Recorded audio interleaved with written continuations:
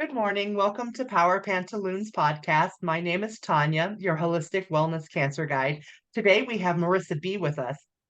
Welcome. Hi, Tanya. Thanks for having me. Can you tell us a little bit about what you do, Marisa? Yes, actually, I'm a trained therapist. I was trained traditionally, but I use a lot of holistic and alternative therapies with my clients. I have not only one-on-one clients, both online through telehealth and in person now. After the pandemic, we've gone back, but I also do groups and workshops. I have courses and classes as well. Fantastic. So what kind of alternative modalities do you use? Oh, well, I was running prior to the pandemic, running a full wellness center. So there were people who offered other services, but I use a lot of the creative arts, the expressive arts in therapy. I also use a lot of the alternative methods, past life regression therapy, hypnotherapy, the tuning forks, and Reiki, of course. And we do a lot of healing touch therapy. Fantastic. So tuning forks. A lot of people don't talk about that. Sound healing. You want to speak a Yes. little bit about sound healing? Yes. Well, I mean, I wouldn't say I'm a traditionally trained sound healer. There are people who do that. And with sound healing, they not only use tuning forks, but they use the crystal bowls. I do have those, but I don't use them with clients. We might have them in a circle with a group as a meditation prior to opening up the group. But the tuning forks, I've actually had clients come because the tuning forks actually, I also do light therapy as well. So they go under they go under lights, dependent on what's going on with color. And then the tuning forks actually, they vibrate around you. And sometimes some of the clients want them to actually be on their person because they want to feel that vibration go through them, not just over and above them in their ethereal field, in their field outside themselves. So I have had one or two that have requested that they actually feel the tuning sound that goes through them. So do you have the tuning forks for the chakra centers, or do you do a different set of tuning forks? No, I have both sets. I have a tremendous set that has all of the sounds, all of the different keys, and then I have one that specifically does chakras. I do, with Reiki and the healing touch therapy, I do use the chakra centers to cover and protect, and to put light inside, to have them visualize that. But it depends on what they want. I mean, I've had some clients that come for all different kinds of treatments. They want to try everything. I have some clients that want to stay traditionally with traditional psychotherapy. They're not comfortable with other types of therapy. I will say that most of my clients prefer the alternative therapies, especially the art, the journaling, the art journaling, the soul collage, the vision boards, What's a the soul collage? poetry. Oh, soul collage is just marvelous. Well, what Marvelous. is it? I can't speak enough about it. It is a visual, how do I want to say, a visual deck of your life. There are 4 suits. Yes. A therapist named Sina Frost, who's no longer with us on this plane, was someone who initiated this system. You create your own personal deck of cards. And there are 4 suits. And I know women who have read their cards every day. It's very visual, it's very visceral. They generally say no words on the cards, all in picture, all in pictograph. I personally like it as a tool for clients because it's very telling to me. I'm going to give you an example. I have a client who had coming, we were doing it twice a month, coming, making cards. Now there are 4 suits similar to a deck of cards, similar to a tarot deck. Now this person had no people on the pictures. See, to me, that's very telling, because why no people, especially when one of the suits is all about the people, places, things, animals, spirit guides, angels that are reflective of you and protect you and work for you. And yet there were no people on her cards. So that to me is very telling as a therapist. On the other hand, I do it myself because I love the relaxation. I actually cut it. It's called fussy cut, where you actually literally cut all around the picture. So there's no background. You'd actually cut it out, and then you're putting it on another card with a background. And then the reason I got into this to use as a tool, I met someone who had been assaulted sexually as a child repeatedly. And this woman had said to me that she used the soul collage cards, which she not only made, she had over 5,000. She not only made them, she would journal from them. And that's what saved her life. And when I heard that, I said, this is a powerful, powerful tool. And so I do offer soul collage classes. We do workshops. We have some open days. Of course, everything was much busier prior to the pandemic.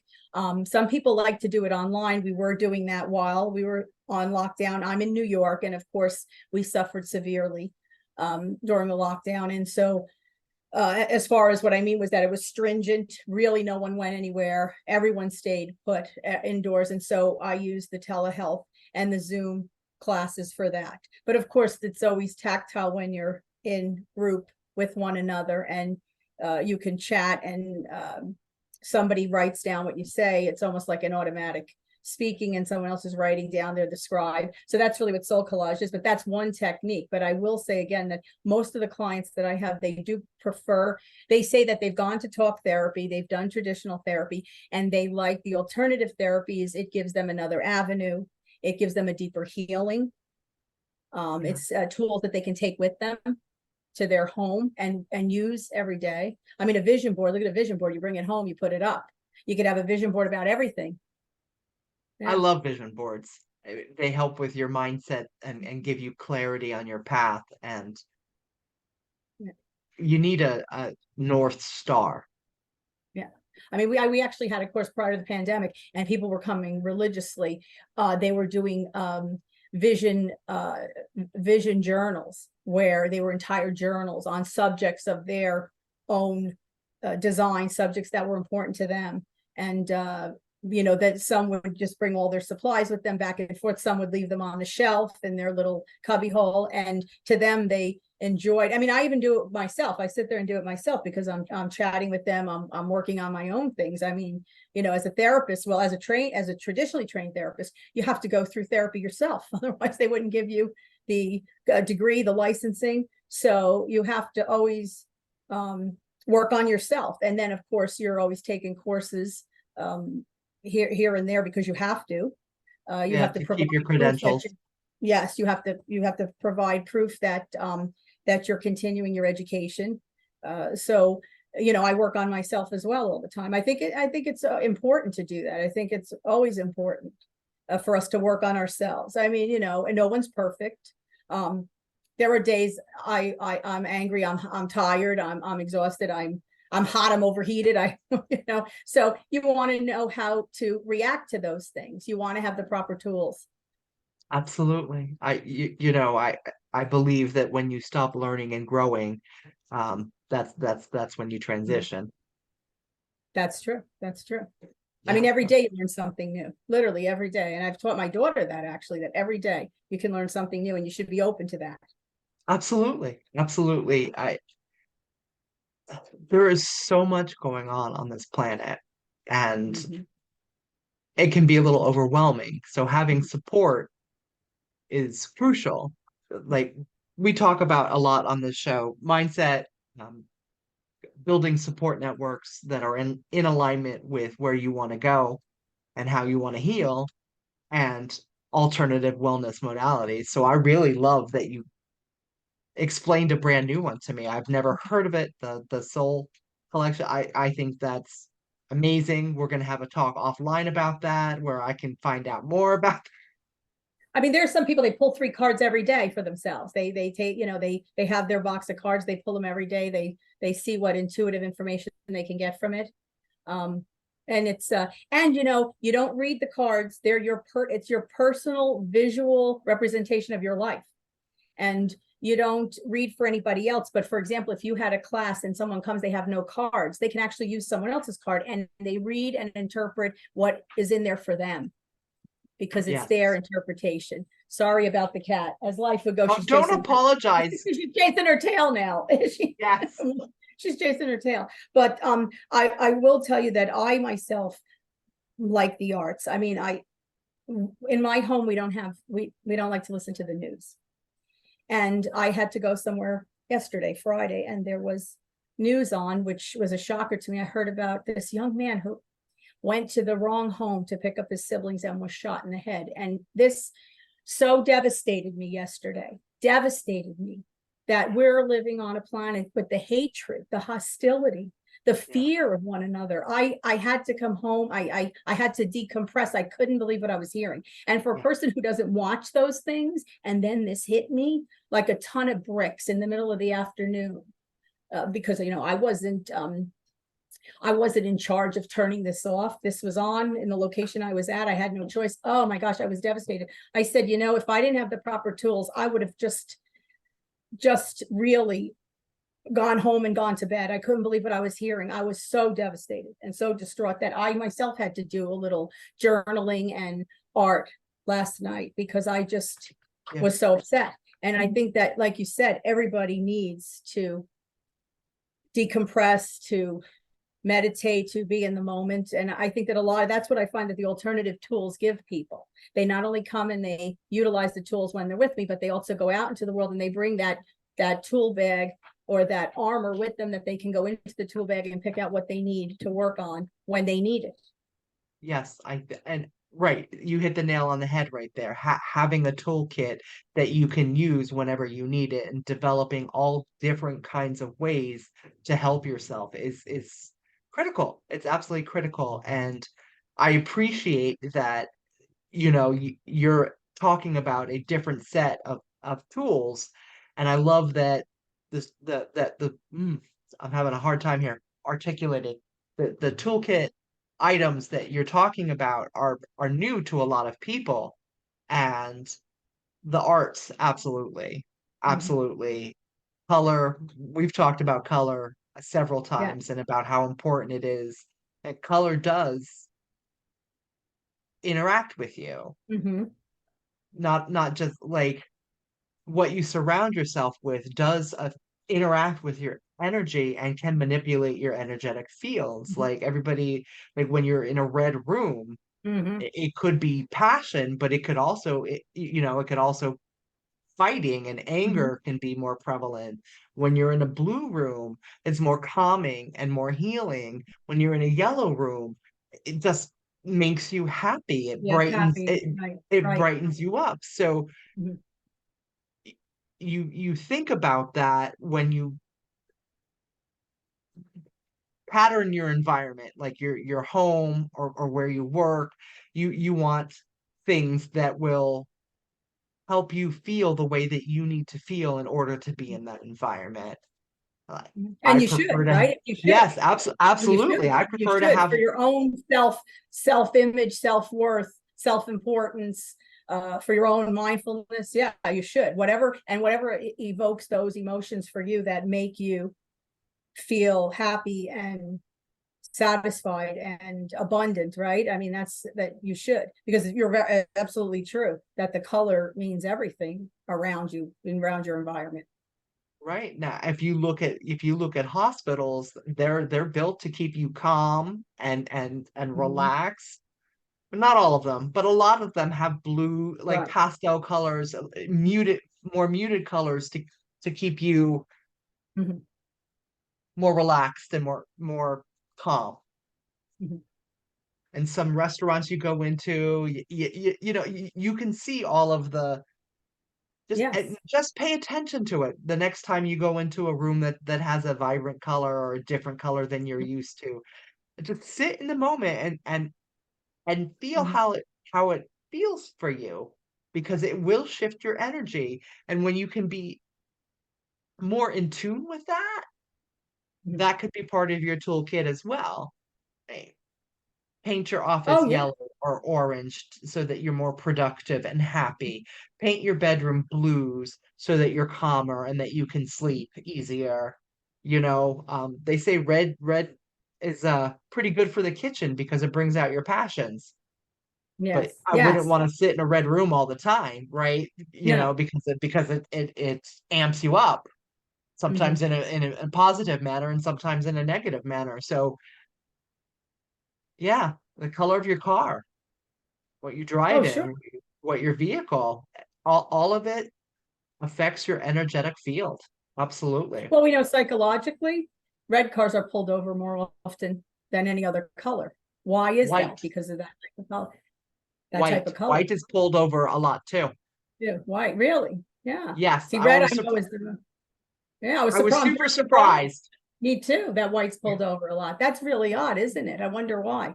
I don't know. I don't know, but I read that recently. I'm not sure exactly where. I haven't Mhm. verified it, but that's what I Mhm. read recently, and I was surprised. I was like, it's not red. Yeah. We Because all red think it's is red. definite for speeding and they get tickets and yes, and red, but white, that's surprising. I wonder why now. Or is there a shift? That's a good thing to It right, research. Yeah. because there is a global conscious shifting happening right now. Mhm.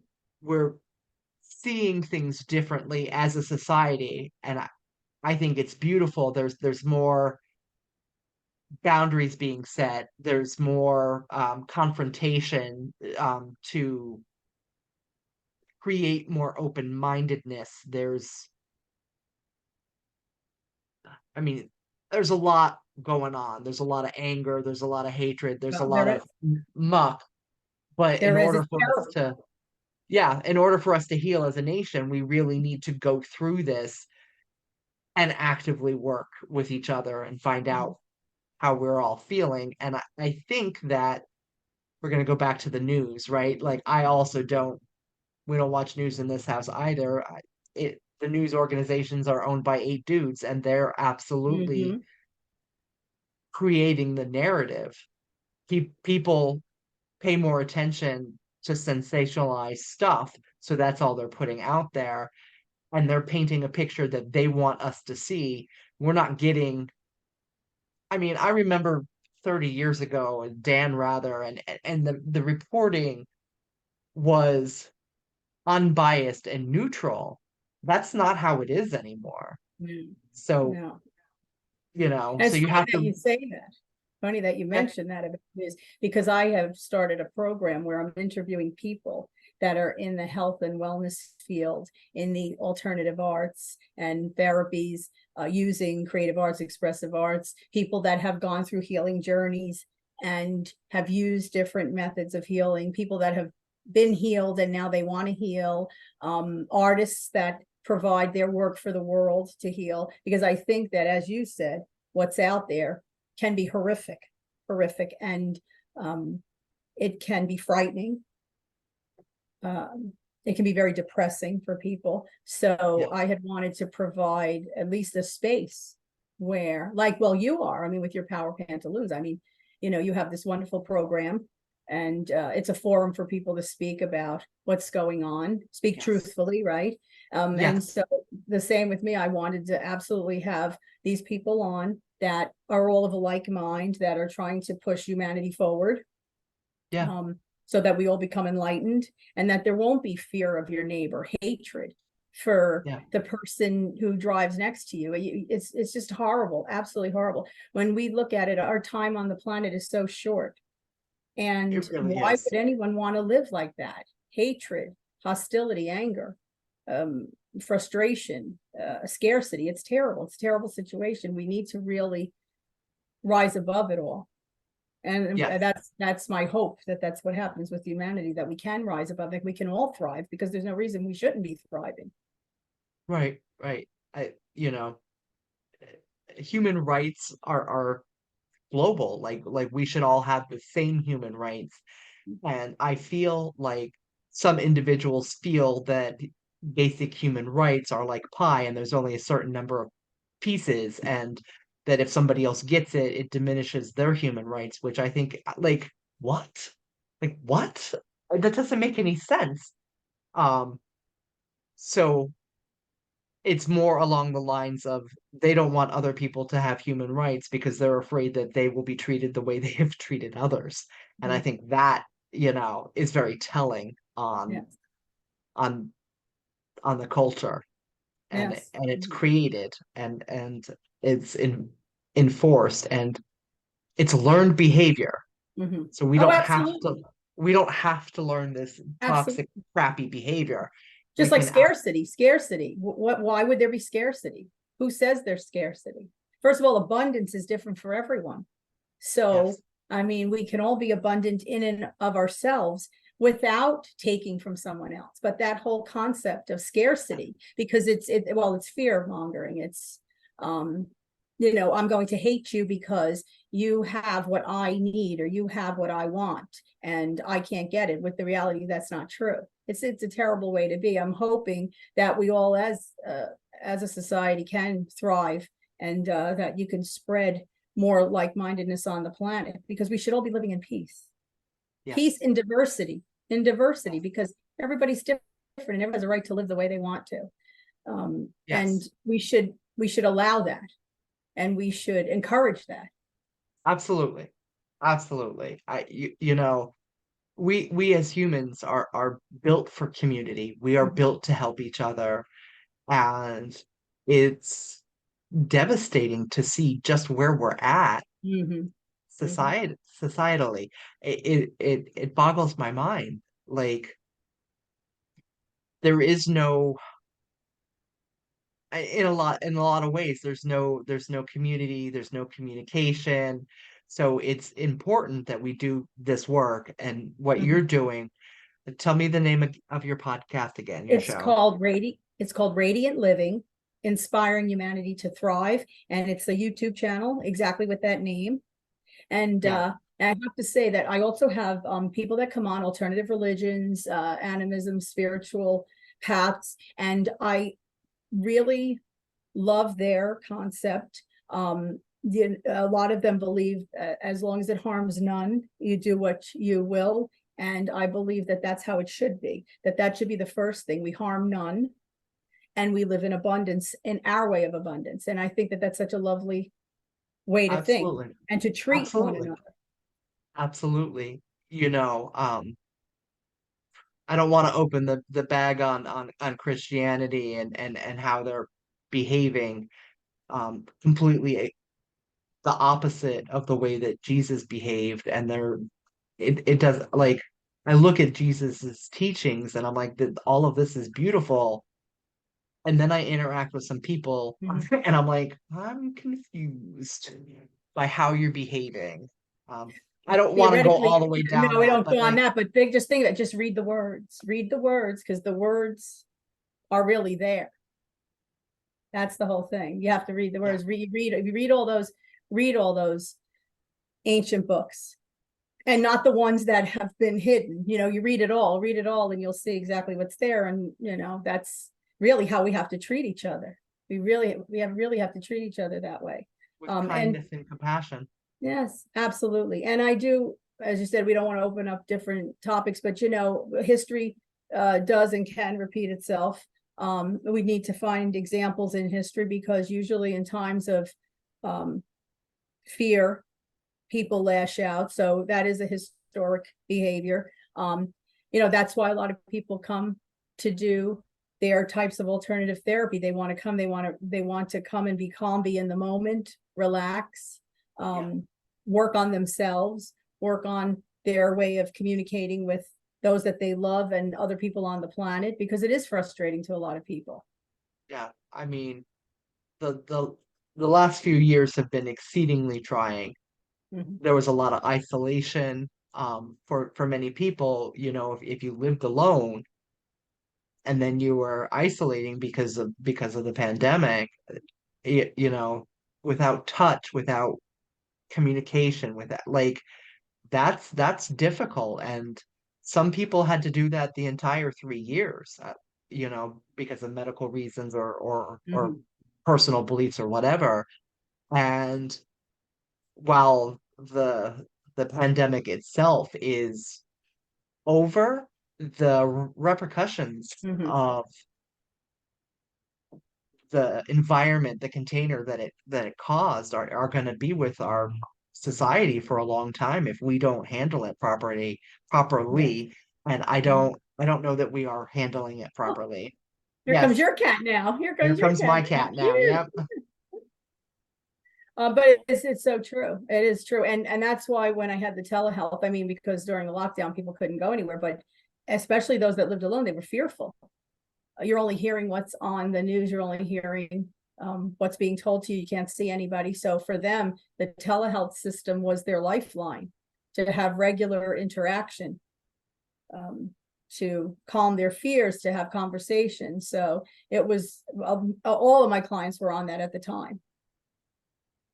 There were like I appreciate the fact that telehealth became a real valid thing, and it seems to be a thing that we're keeping, Mm-hmm. which I'm exceedingly grateful for, because there are certain visits with your providers that you don't need to go into the office Mm-hmm. for. You Right, just don't. exactly. And with Uh, me, I mean, as I said earlier, New York was hit badly, and we were in complete lockdown. No one was going anywhere. People had to move back to where they came from. If they had been in New York City for many years, but they had to go back, stay where family members were. It was a sad truth that some of them couldn't afford where they were living, so they had to move back.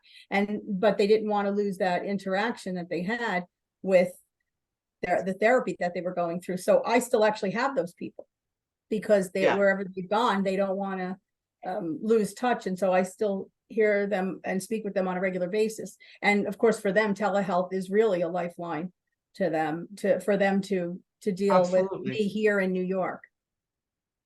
Absolutely.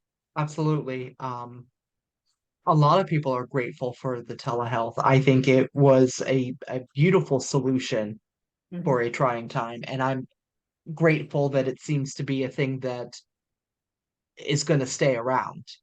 Mhm.